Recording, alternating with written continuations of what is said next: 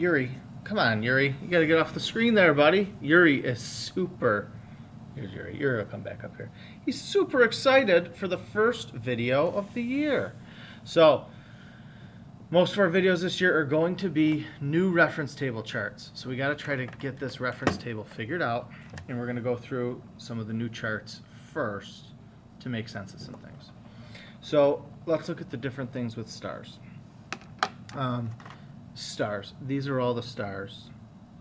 All of these are names of stars. Bellatrix, star. Vega, Sirius, sun.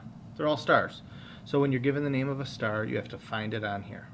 They try to show the size of the star a few different ways, but a bigger circle is a bigger star. The smaller circles are smaller stars, and that's directly related to luminosity. So luminosity is how bright a star is. So bigger stars are brighter. Doesn't matter anything else about them. The other thing, just like the old chart, when you look down here, there's some information. So Deneb. When I look down here, Deneb is what's called an A class star. So if you're asked what's the class of a star, you just have to look down here. You're also going to be looking down here to figure out that Deneb is about 9,000 K. K is the units. It's called Kelvin. So that's the temperature, that's the class, that's the color. They're all directly related. All white stars are this temperature range, and they're either A or F stars. Class K is an orange star.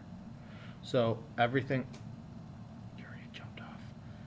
Class K stars are orange, and they are 3,000, 4,000 to 5, around 4,000, 4,500. Okay, so this goes by 1,000s. So you've got your temperatures. They go reverse. Most graphs go the other way. So 3,000 to 30,000.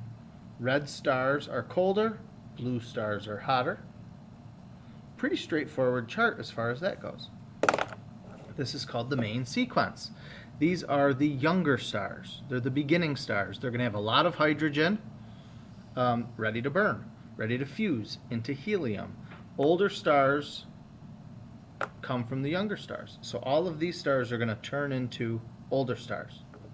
But the hotter stars burn faster.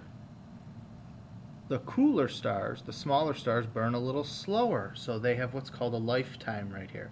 So if you're asked about the lifetime of a star, 10 to the 8 is actually a smaller number than 10 to the 10.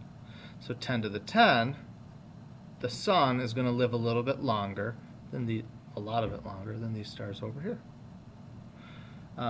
So stars use up their hydrogen, they'll turn into giants and supergiants, and then as they use up that fuel, they keep undergoing fusion, they will shrink and turn into white dwarfs, okay? Or other stars, which we'll see in other charts. But basically, a star here is going to do this.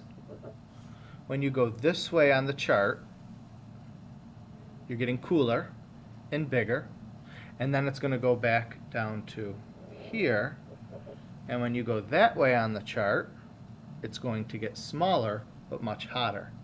So you read those temperatures off of here. This line right here that goes through here is called the solar radius. That means how big is the star. So all the stars on this line are about the same size. Our sun is one, so that's what it's based off of. Okay? As you go this way, the stars get bigger. That's 10 solar radii. So the radius is 10 times as big. Okay?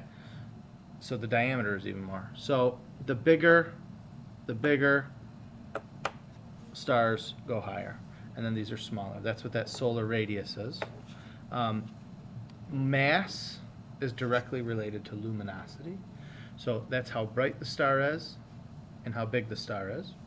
And this is exponential. So our sun is a 1. And a 10, Procyon, is 10 times as bright, 10 times as luminous. Betelgeuse is 10 to the 5. So 10 to the 5, it's way, way, way. This is 10 times as bright, 100 times as bright, 1,000 times as bright, 10,000 times as bright. Betelgeuse is 100,000 times as bright as our sun. So whatever you're asked about on this is called the HR diagram. You just have to look at the different x-axis and the two y-axes that are over here to get all of those variables. If you're given a name, the names are all through here. There's a lot of them on this new chart. Not exactly sure how they'll be asking questions about it, but just if you're given a star name, you have to spend a minute finding the star on the chart and go from there.